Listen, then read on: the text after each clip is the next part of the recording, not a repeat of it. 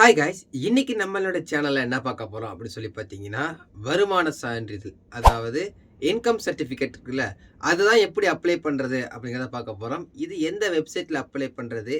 என்னென்ன மெத்தட் நமக்கு தேவை? என்னென்ன டாக்குமெண்ட்ஸ் தேவை? அப்படிங்கிறதெல்லாம் பார்க்க போறோம். வீடியோவ ஸ்கிப் பண்ணாம ஃபுல்லா பாருங்க. அப்பதான் நம்ம சொல்லக்கூடிய தகவல் உங்களுக்கு முழுமையா புரியும்.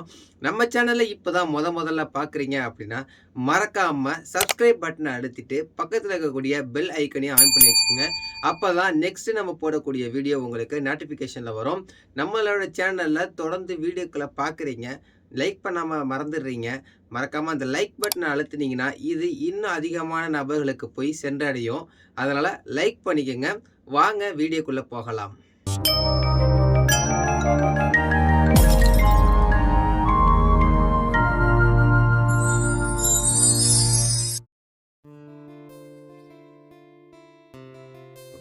ஓகே.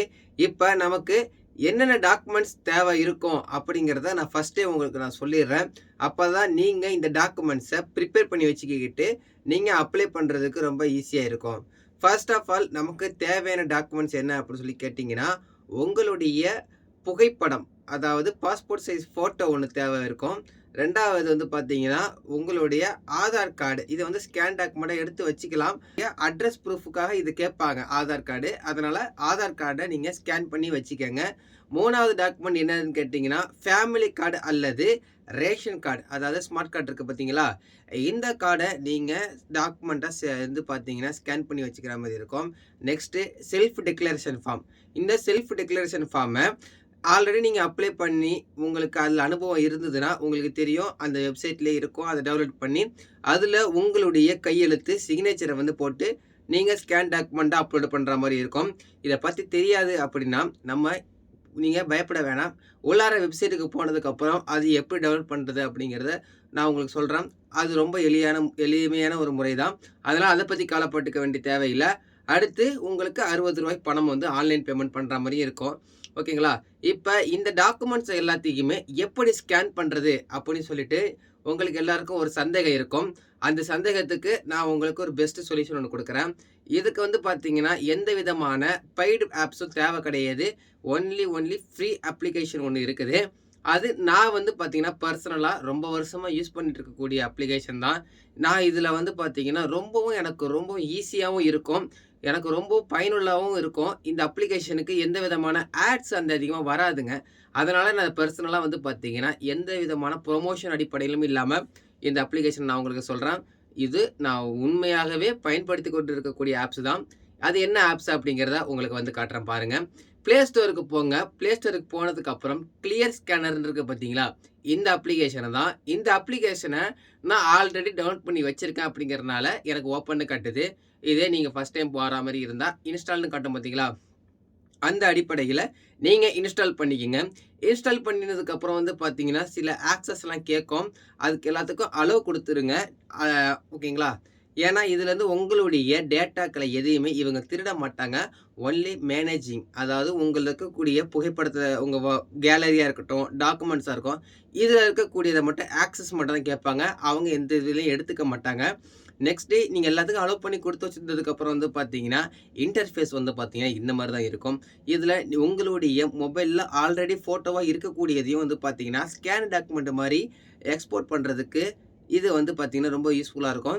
இப்ப நீங்க ஃபர்ஸ்ட் டைமா நீங்க எடுக்க போறீங்க அப்படின்னு சொல்லி பார்த்தீங்கன்னா, இந்த கேமரா இருக்கு பார்த்தீங்களா? இந்த ஐக்கன கிளிக் பண்ணீங்கன்னா, உள்ள வந்ததுக்கப்புறம் பார்த்தீங்கன்னா, இந்த மாரி கேமரா காட்டுது. இப்ப எக்ஸாம்பிளுக்கு வந்து பார்த்தீங்கன்னா, நான் இங்க ஒரு மாத்திரை டப்பா வச்சிருக்கேன் பார்த்தீங்களா? இத வந்து நான் ஒரு டாக்குமெண்ட் மாரி எடுத்துக்கிறேன். உதாரணத்துக்கு ஒரு ஆதார் கார்டு மாரி எடுத்துக்கிறேன். இப்ப இத ஃப்ரண்ட் பேஜ், பேக் பேஜா நான் வந்து உங்களுக்கு வந்து ஃபோட்டோ புடிச்சு காட்டுறேன் பாருங்க. இப்ப ஃபர்ஸ்ட் ஒரு பேஜ கிளிக் பண்ணிட்டேன். இப்போ போடுறதுக்கு முன்னால கீழ பேட்ஜ், ஐடி கார்டுன்னு இருக்கு. இப்ப இந்த பேட்ஜ வந்து நான் அதிகமா யூஸ் பண்ணுவேன். ஏன்னா, எனக்கு அதுதான் ரொம்ப யூஸ்ஃபுல்லா இருக்கும். ஈஸியாவும் இருக்கும். இருந்தாலும் ஐடி கார்டுன்னு இருக்கு பார்த்தீங்களா? இத நான் கிளிக் பண்ணிட்டு, பக்கத்துல இருக்கக்கூடிய இந்த ஃபோட்டோவ நான் புடிக்கிறேன் பாருங்க. இப்ப 2 முன்னும், பின்னும் 2த்தையும் வந்து பார்த்தீங்கன்னா பிடிச்சுட்டேன். பிடிச்சதுக்கப்புறம் நான் வந்து என்டர் குடுத்ததுக்கப்புறம் பார்டர் அட்ஜஸ்ட்மென்ட், கலர் வேரியேஷன மாத்துறது இதெல்லாம் இருக்கும். இது எதுவுமே நான் குடுக்கல. ஃபர்ஸ்ட்டு ஓகே குடுத்துர்றேன். உள்ள போனது பிறகு ஆட்டோமேட்டிக்கா பாருங்க, 2 டாக்குமெண்ட்ட மேலயும் கீழயுமா குடுத்துருச்சு. இத நீங்க மேலயும் கீழயுமாவும், இல்லாட்டி 2த்தையும் பக்கத்துல வச்ச மாதிரியும் வந்து பார்த்தீங்கன்னா, இதை நீங்கள் கிளிக் பண்ணி நீங்கள் எக்ஸ்போர்ட் பண்ணிக்கலாம்.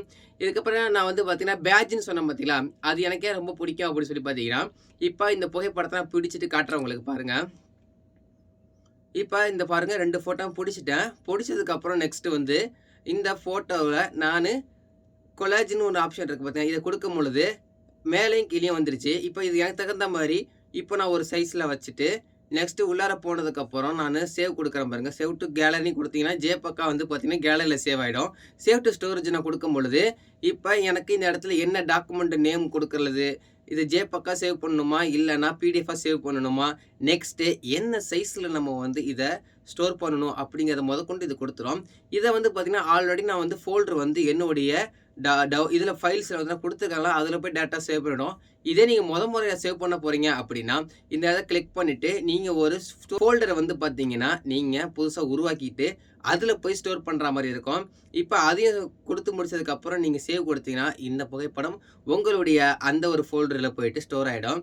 இப்போ நீங்கள் நெக்ஸ்ட்டு நீங்கள் அப்லோட் பண்ணும்போது ஃபைல் அப்லோட் பண்ணும்போது பார்த்தீங்கன்னா அந்த ஃபோல்டரை கிளிக் பண்ணி ஈஸியாக அப்லோட் பண்ணிக்கலாம்.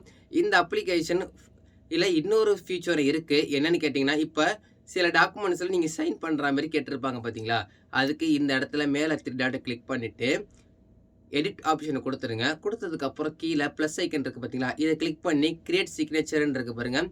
இதை கிளிக் பண்ணி உங்களுடைய சிக்னேச்சரை இப்போ இந்த மாதிரி நான் வந்து சும்மா எக்ஸாம்பிளுக்கு ஒரு சைன் மாரி போடுறேன். போட்டுட்டு இப்போ இந்த இடத்துல கொடுத்துட்டு சைன் மாதிரி வந்துருச்சு பாருங்கள். இதை எந்த இடத்துல வேணுமோ அந்த இடத்துல நீங்கள் ஃபிக்ஸ் பண்ணிவிட்டு நீங்கள் சேவ் பண்ணிக்கலாம். நெக்ஸ்ட்டு இதனுடைய கலரை வந்து பிளாக் இல்லாமல் ப்ளூ வேணும், ரெட் வேணும், க்ரீன் வேணும்னு சொல்லிட்டு நீங்கள் எந்த கலருக்கு வேணாலும் ஈஸியாக சேஞ்ச் பண்ணி அந்த டாக்குமெண்ட்டை வந்து பார்த்தீங்கன்னா நீங்கள் சேவ் பண்ணிக்கலாம். இது போல் எல்லா ஃபீச்சர்ஸும் இதில் இருக்குது. ஆப்போடைய சைஸும் ரொம்ப கம்மி அப்படிங்கிறதுனால உங்களுக்கு பெருசாக வந்து உங்களோட ஃபோன் ஸ்டோரேஜில் இது ஸ்டோரேஜை வந்து இது பண்ணாது. நெக்ஸ்ட்டு இன்னொரு ஆப்ஷனும் இருக்குது இதில். இது என்ன அப்படின்னா ஆப்ஷன் இருக்குது அப்படிங்கிறத நீங்கள் வேணும்னா கமெண்ட் பாக்ஸில் கமெண்ட் பண்ணுங்கள். இந்த ஆப்ஸை பற்றின ஒரு ஃபுல் ரிவ்யூவை வந்து நான் உங்களுக்கு கொடுக்குறேன். இதில் வந்து உங்களுடைய டாக்குமெண்ட்ஸ் எல்லாத்தையுமே பேக்கப்லாம் எடுத்து வச்சுக்க முடியும். அந்த ஆப்ஷன் முதற்கொண்டு இதில் இருக்குது. இது உங்களுக்கு தேவை அப்படின்னு சொல்லுங்கள், நான் இன்னொரு வீடியோவில் போடுறேன். இப்போ இந்த வருமான சான்றிதழ் அப்ளை பண்ணுறது எப்படி அப்படிங்கிறத வாங்க வீடியோக்குள்ளே போய் பார்த்துருவோம். இப்போ இந்த வெப்சைட் வந்திருக்கு பார்த்தீங்களா, இதுதான் இப்போ இந்த போகக்கூடிய வெப்சைட் tnE7.tn.gov.in இந்த வெப்சைட்டுக்குள்ளே போயிடுங்க. போனதுக்கப்புறம் இங்கே கீழே பார்த்தீங்கன்னா பயனாளர் உள்நுழைவுன்னு இதை கிளிக் பண்ணிக்கங்க. கிளிக் பண்ணதுக்கப்புறம் உங்களுக்கு ஆல்ரெடி யூசர் ஐடி பாஸ்வேர்ட்லாம் இருந்ததுன்னா இந்த இடத்துல உங்கள் யூசர் நேம் பாஸ்வேர்டு போட்டு கீழே ஏதாவது கேப்சா கோட் போட்டு ஓப்பன் பண்ணிங்க. அப்படி இல்லைன்னா கீழே நியூ யூசர் இருக்குது பார்த்தீங்களா, அதை கிளிக் பண்ணிக்கங்க. கிளிக் பண்ணி இந்த இடத்துல உங்கள் பெயர், நீங்கள் என்ன மாவட்டம், எந்த தாலுக்கா, மொபைல் நம்பரு, இது எல்லா டீட்டெயில்ஸையும் வந்து பார்த்தீங்கன்னா உங்களுக்கு இது டைப் பண்ணிக்கங்க. லாகின் ஐடியில் வந்து பார்த்தீங்கன்னா உங்கள் பேரும் போட்டுக்கலாம், இல்லாட்டி ஃபோன் நம்பர் எது வேணாலும் போட்டுக்கலாம். பாஸ்வேர்ட்லாம் போட்டு இந்த கேப்சாலாம் கொடுத்து நீங்கள் டைப் பண்ணிங்கன்னா உங்களுக்கு வந்து ஐடி வந்து ஜென்ரேட் ஆகிடும். ஜென்ரேட் ஆனதுக்கப்புறம் பேக் வந்துட்டு இந்த இடத்துல அதே யூசர் நேம் பாஸ்வேர்டு வந்து போட்டு கேப்சர் நம்பர்லாம் போட்டு என்டர் பண்ணிங்கன்னா உள்ளே வந்து லாகின் பண்ணி உள்ள வெப்சைட் வந்துடும். இப்போ இந்த வெப்சைட்குள்ளே வந்ததுக்கப்புறம் வந்து பார்த்தீங்கன்னா இந்த இடத்துல வந்து பார்த்தீங்கன்னா ரெவன்யூ டிபார்ட்மெண்ட் இருக்குது பார்த்தீங்களா, இதை வந்து கிளிக் பண்ணிக்கோங்க. இந்த லிங்க்கை கிளிக் பண்ணோன்னு பார்த்தீங்கன்னா எக்ஸ்டர்னலாக ஒரு வெப்சைட் வந்து ஒன்று ஓப்பன் ஆகும். அதில் வந்துட்டு வந்து பார்த்தீங்கன்னா இன்கம் சர்டிஃபிகேட் இருக்குது பார்த்தீங்கன்னா இந்த ஆப்ஷனை கிளிக் பண்ணிக்கோங்க. கிளிக் பண்ணி உள்ளே வந்ததுக்கப்புறம் பார்த்தீங்கன்னா என்னென்ன டாக்குமெண்ட்ஸ் தேவை அப்படிங்கிறது இங்கே போட்டிருப்பாங்க. அதெல்லாம் கடைசியாக சொல்கிறேன். ப்ரொசீட் கொடுத்துக்குங்க. கொடுத்ததுக்கப்புறம் உங்களுக்கு ஆல்ரெடி ரிஜிஸ்டர் வந்து கேன் ரெஜிஸ்டர் வந்து பண்ணியிருந்தீங்கன்னா பிரச்சனை கிடையாது. இல்லைனா இந்த இடத்துல வந்து ரிஜிஸ்டர் பண்ணுற மாதிரி இருக்கும். உங்களுக்கு ஆல்ரெடி வந்து பார்த்தீங்கன்னா நேட்டிவிட்டி இந்த மாதிரி சர்டிஃபிகேட் ரிஜிஸ்டர் பண்ணியிருப்பீங்களா, அப்போ உங்களுக்கு கேன் ரெஜிஸ்டர் பண்ணியிருப்பாங்க. அதை செக் பண்ணுறதுக்கு இந்த இடத்துல ஆதார் நம்பர்னு ஒரு ஆப்ஷன் இருக்குது பாருங்கள். இந்த இடத்துல உங்களுடைய ஆதார் நம்பரை டைப் பண்ணிவிட்டு சர்ச் பண்ணி பார்க்கும்போது உங்களுக்கு கேன் ரெஜிஸ்டர் ஆயிருக்காங்கிறது வந்துடும். அப்படி இல்லைன்னா ரிஜிஸ்டர் வந்து கேனை வந்து பார்த்திங்கன்னா ரிஜிஸ்டர் பண்ணுற மாதிரி இருக்கும். இது எப்படி ரிஜிஸ்டர் பண்ணுறது அப்படிங்கிறத போன வீடியோவில் சொல்லியிருக்கேன். அதை மேலே வந்து ஐக்கனில் கொடுக்குறேன், போய் செக் பண்ணி பார்த்துங்க. இப்போ ஆதார் கார்டு நம்பர் செக் பண்ணி பிடிச்சதுக்கப்புறம் இந்த ஆப்ஷனை வந்து டிக் பண்ணிங்க. டிக் பண்ணிவிட்டு உடனே ப்ரொசீட் கொடுத்துடாதீங்க. ப்ரொசீட் கொடுத்துட்டிங்கன்னா இப்போ பழைய கேன் ரெஜிஸ்ட்ரேஷனில் உங்களுடைய பெயர் மிஸ்டேக்காக இருந்திருக்கலாம், இல்லைனா ஏதோ ஒரு இனிஷியல் விட்டு போயிருக்கலாம். அதனால் நீங்கள் இப்போ அப்ளை பண்ணும்போது சேம் அதே மிஸ்டேக்கோடய வந்து பார்த்திங்கன்னா உங்களுக்கு சர்டிஃபிகேட் வந்துடும். அதனால் எப்போதுமே எடிட் கேன் டீட்டெயில்ஸ்னு ஒரு ஆப்ஷன் இருக்குது பார்த்தீங்களா, அதை கிளிக் பண்ணி ஒன் டைம் நீங்கள் வெரிஃபை பண்ணதுக்கப்புறம் ப்ரொசீட் கொடுத்து நீங்கள் பண்ணிக்கோங்க. இல்லைனா அதே மிஸ்டேக்கோடைய சேம் இதே சர்டிஃபிகேட் வந்துடும். அப்புறம் திரும்ப வந்து ஒரு பிரச்சனை வரும். இப்போ நான் வந்து ஆல்ரெடி எல்லாத்தையும் கிரெடிட் ரிஜிஸ்ட்ரேஷன் கொடுத்ததுக்கப்புறம் நான் ப்ரொசீட் கொடுத்துருக்கேன். ப்ரொசீட் கொடுத்ததுக்கப்புறம் அந்த பேஜ் நெக்ஸ்ட் பேஜ் இப்படி தான் இருக்கும். இதில் உங்களுடைய ஃபேமிலி மெம்பர்ஸ் எத்தனை பேர் இருக்கீங்க அப்படிங்கிறத ரேஷன் கார்டில் இருக்கக்கூடிய மெம்பர்ஸ் கணக்குப்படி அந்த இடத்துல நம்பரை டைப் பண்ணிங்க. பண்ணி முடிச்சதுக்கப்புறம் ரேஷன் கார்டில் யார் யாருடைய பெயர்லாம் இருக்கோ அவங்களுடைய எல்லாருடைய பெயரும் டைப் பண்ணி தான் நீங்கள் இந்த இன்கம் சர்டிஃபிகேட் எடுக்கிற மாதிரி இருக்கும். இல்லைனா உங்களுடைய செல்ஃப் இது மட்டும் கொடுத்து நீங்கள் பண்ணுற மாதிரி இருந்ததுன்னா உங்களுடைய அப்ளிகேஷன் வந்து ரிஜெக்ட் பண்ண தான் செய்வாங்க. இல்லைனா உங்களுக்கு இந்த இன்கம் சர்டிஃபிகேட் வரத்துக்கு ரொம்பவும் டிலேவாகும். அதனால் உங்களுடைய ரேஷன் கார்டில் யார் யார் பெயர்லாம் இருக்குதோ அவங்களுடைய பெயரை எல்லாரையுமே டைப் பண்ணிக்கங்க. உங்களுடைய அம்மா, உங்களுடைய தந்தை, அவங்க என்ன வேலை பார்க்குறாங்க, அவங்க எவ்வளோ சேலரி வாங்குறாங்க, அவங்க கவர்மெண்ட் ஸ்டாஃபா இல்லைனா என்ன என்ன கேட்டகரியில் வராங்களோ அதை வந்து டைப் பண்ணி நீங்கள் இந்த இடத்துல கம்ப்ளீட்டாக கொடுக்குற மாதிரி இருக்கும். இதே வந்து வீட்டில் உள்ள அம்மாவாக இருந்தால் ஹவுஸ் டிபெண்டன்ட், அதாவது வீட்டில் சும்மா தான் இருக்காங்க அப்படிங்கிற அந்த ஆப்ஷனை கிளிக் பண்ணி நீங்கள் வந்து கொடுத்துக்கிற மாதிரி இருக்கும். இப்போ ஒரு ஃபாதர் நேமை டைப் பண்ணி இப்போ அவங்க வந்து என்ன வேலை பார்க்குறாங்க அப்படிங்கிறத எக்ஸாம்பிளுக்கு உங்களுக்கு போட்டு காட்டுறேன் பாருங்கள். இந்த மாதிரி அவங்க அதர்ஸில் வந்தாங்கன்னா அவங்க என்ன வேலை பார்க்குறாங்க, உதாரணத்துக்கு ஒரு கடையில் கூலி வேலை பார்க்குறாங்கன்னா அவங்க ஷாப் டெய்லி இன்கம் வரணும் அப்படின்னு நீங்கள் டைப் பண்ணி கொடுத்துக்கோங்க. கொடுத்துட்டு நீங்கள் டேரெக்டாக அமௌண்ட்டை வந்து மந்த்லி டைப் பண்ணாலே போதும். ஆனுவல் இன்கம் ஆட்டோமேட்டிக்காக இங்கே ஜென்ரேட் ஆகிடும். அவங்களுடைய எல்லா டீட்டெயில்ஸையும் நீங்கள் ஆட் பண்ணிவிட்டு அப்புறம் உங்களுடைய செல்ஃபோன் இருக்குது பார்த்தீங்களா, இந்த ஆப்ஷனை கிளிக் பண்ணி ஸ்டூடெண்ட்டாக இருந்தால் ஸ்டூடெண்ட் கொடுத்துக்குங்க. ஒர்க் பண்ணுறீங்க அப்படின்னா ஒர்க்குன்னு கொடுத்துங்க. கொடுத்துட்டு இப்போ நான் மேலே இருக்குது பார்த்தீங்களா, எத்தனை பேர் ஆட் பண்ணியிருக்கேன்னு அந்த மாதிரி எல்லாருடைய டீட்டெயில்ஸும் வந்து ஆட் பண்ணிக்கோங்க. ஆட் பண்ணிவிட்டு ஃபைனலாக வந்து பார்த்தீங்கன்னா நீங்கள் சப்மிட் கொடுக்கும் பொழுது நெக்ஸ்ட்டு உங்களுக்கு என்னென்ன ப்ரூஃப் தேவைங்கிறது காமிக்கும். இப்போ அப்ளிகண்ட் ஃபோட்டோன்றாலும் அப்ளிகண்ட் ஃபோட்டோ. இப்போ இங்கே கீழே வந்து எல்லா ப்ரூஃப் நான் ஆல்ரெடி சொல்லியிருந்தேன் பார்த்தீங்களா, அதை எல்லாத்தையும் நீங்கள் இது பண்ணிங்க. செல்ஃப் டெக்ளரேஷன் ஃபார்முக்கு இங்கே டவுன்லோட் செல்ஃப் டெக்ளரேஷன் ஃபார்ம்னு இருக்குது பாருங்கள். அதை கிளிக் பண்ணிங்கன்னா ஃபார்ம் டவுன்லோட் ஆகிடும். அதையும் வந்து சிக்னேச்சர் போட்டு நான் சொன்ன மாதிரி அந்த ஒரு டாக்குமெண்ட்டை நீங்கள் ஆட் பண்ணிக்கோங்க. இப்படி ஆட் பண்ணும்போது உங்களுக்கு சிக்னேச்சர் பண்ணுறது நான் சொன்ன மாதிரி அந்த அப்ளிகேஷனில் நீங்கள் பண்ணி முடிச்சிடலாம். இப்போ நெக்ஸ்ட்டு அதெல்லாம் முடிச்சதுக்கப்புறம் இந்த சிக்னேச்சர் சொன்னேன் பார்த்தீங்களா, இப்போ இந்த மாதிரி தான் இருக்கும். இந்த இடத்துல சைன் பண்ணுறதுக்கு நான் அந்த சொன்ன மாதிரி அந்த ஆப்பில் போய் பண்ணி இதில் ஆட் பண்ணிவிடுங்க. ஆட் பண்ணி முடிச்சதுக்கப்புறம் நெக்ஸ்ட் ஆப்ஷன் போகும்பொழுது வந்து பார்த்தீங்கன்னா பேமெண்ட்டு. இப்போ பேமெண்ட் கொடுக்கும்போது அந்த வெப்சைட் இந்த மாதிரி தான் இருக்கும். இதை நீங்கள் மேக் பேமெண்ட்டுன்னு ஒரு ஆப்ஷன் இருக்குது பார்த்தீங்களா, அந்த ஆப்ஷனை கிளிக் பண்ணிங்கன்னா நெக்ஸ்ட்டு போர்ட்டலுக்கு வந்து அது மூவ் ஆன் ஆகும்.